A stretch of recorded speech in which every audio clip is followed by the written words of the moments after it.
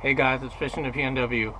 Not too long ago I posted a picture of this chatterbait on Instagram, and ironically I got more likes on the picture of this chatterbait than I have on any other photo. And I asked if some of you guys wanted me to make a video about how to make this, so I'm going to go ahead and make it. So if you look at this particular chatterbait that I made from scratch, you'll see that it resembles the kokanee. It's got blue on top, on the head, the skirt, and the bait, and it's got a pearl belly. So it's like a very good kokanee imitator, and it's an awesome chatterbait. It runs really good in the water. The blade gives off a ton of vibration, and the tail kicks a lot. And I made a few other custom chatterbaits, like this one right here.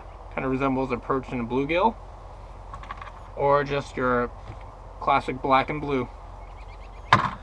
And basically, if you guys are going to make one from scratch, if you want, you can take a jig already that has a skirt on it. I would just recommend pulling the weed guard off if you do that.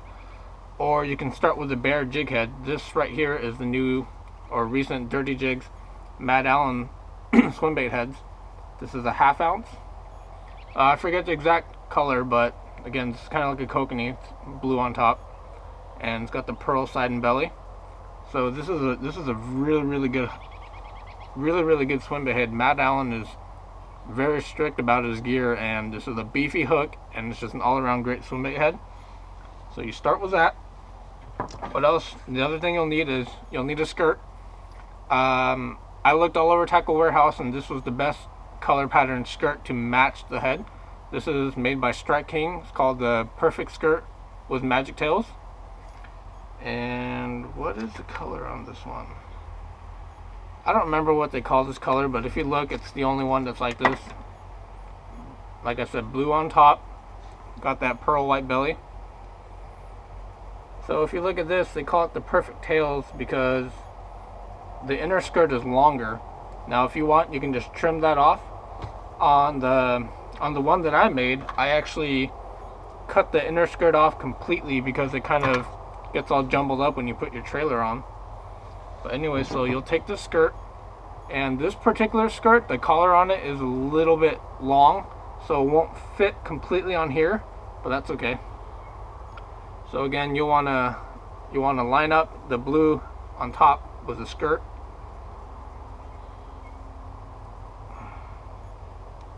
Come on. Just thread it up as far as you can onto the head, and that by itself could work pretty good as a swim jig. Again, if you want, you can trim the inner skirt off and add your favorite trailer, but make sure it's pretty even. And there you go, you got the head. And there's probably multiple brands of chatter blades that you can find, but I like this one a lot. It's almost like kind of like a chrome glitter pattern, but it's really flashy. It puts off a lot of flash in the water.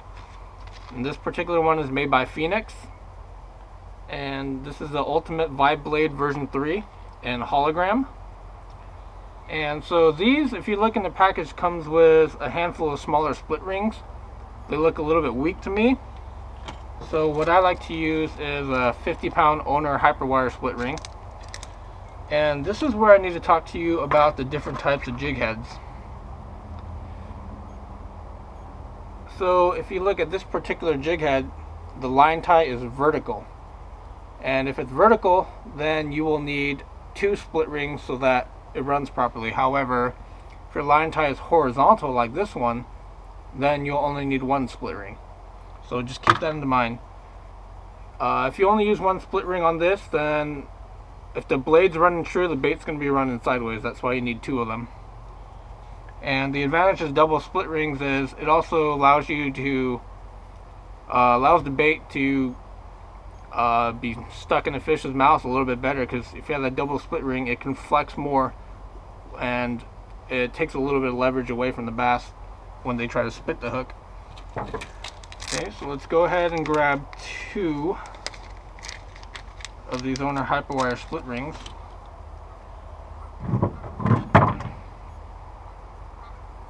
I'm going to see if I can just combine the split rings first before I put it on the chatterbait blade.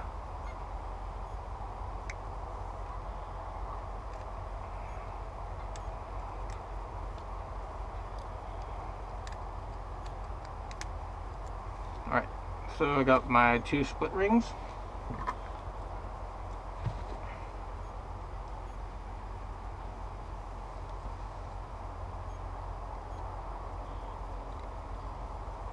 Then you want to thread one of your split rings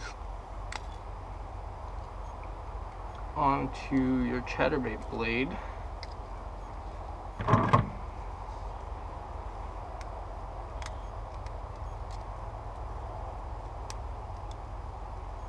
You want to be careful when you do this. You don't want to torque it too much. You might mess up the blade.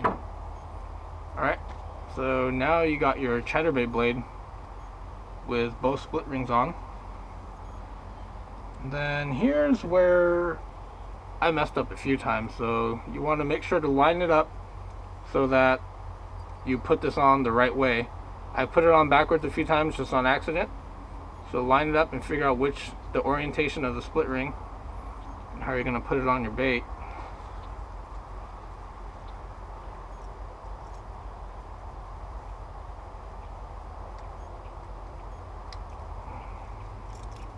Whoops. Yeah, you gotta open the split ring pretty wide to get it around the line tie on this jig.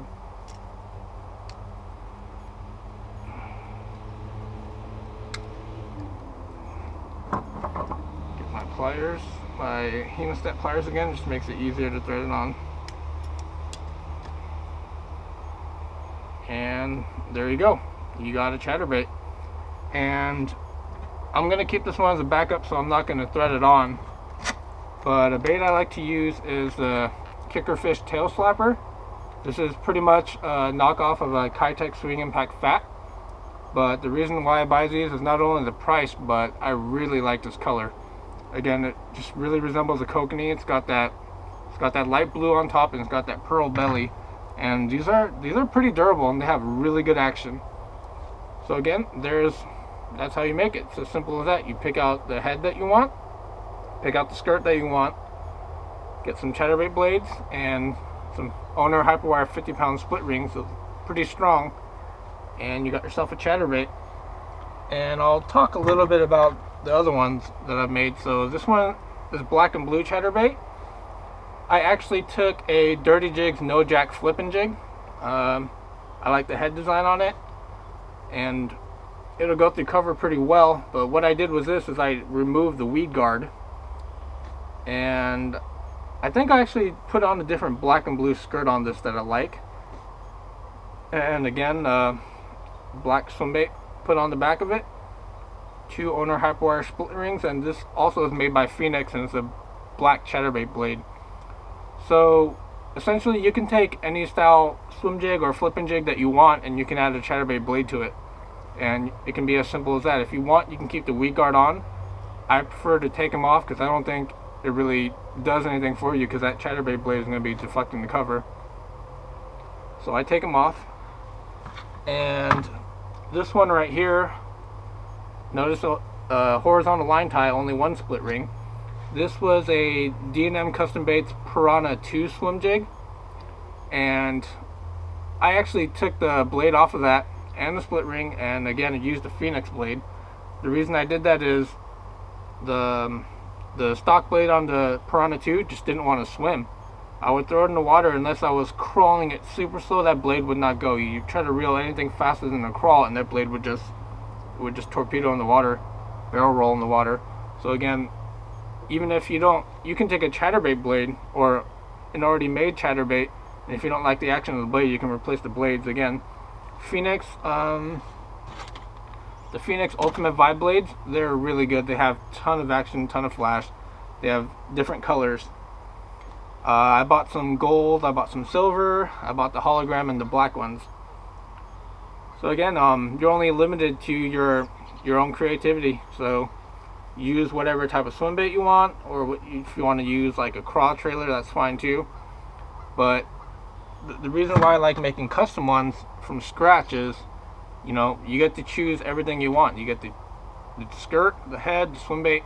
If you want contrast, you can use different color swim baits with the skirts. So just experiment with it and have fun. Again, that's a great looking chatterbait, so feel free to use this exact combination if you want. It looks great in the water. Alright guys, see you next time.